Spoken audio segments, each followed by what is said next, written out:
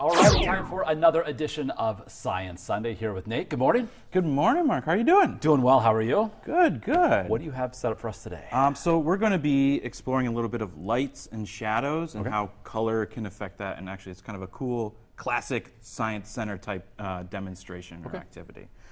So if I turn on one of these lights here, and maybe we should dim our lights a little bit so the camera can see a little better. You can tell that this is green light, right? Yes. And if I place something in front of it, we have a shadow that is close to black, right? Yeah, it's blocking. Yeah. If I shine both lights on this, we get almost a yellowish hue. And when I place this in front of it, I have two shadows, one of them green and one of them red. Okay. Right. And the way that this works is we have our black shadow, right? And it's blocking the green light, but I can add red to it, right? And now I have essentially a red shadow there.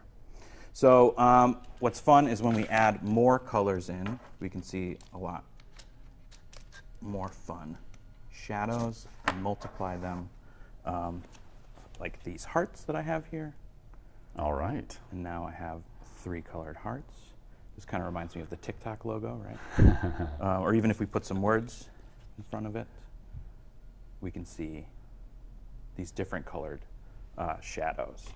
And you can see the difference between when we're letting light through.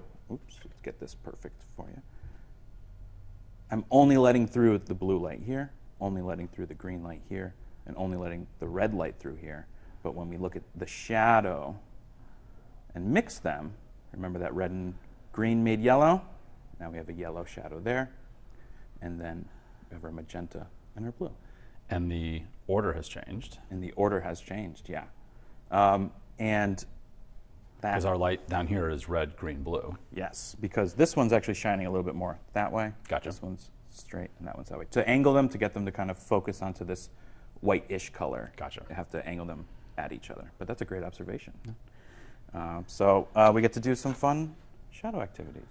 And this is something that we do here in the Science Center for our demonstrations a bit. Now, when our traveling exhibit hall has our Forest of Illusions, it's a full, permanent, huge exhibit. You can make your own shadow. All right, very good. Very fun. So like you said, stuff like this is always happening around the Science Center. Yeah, and it's been happening here for 15 years. So nice segue.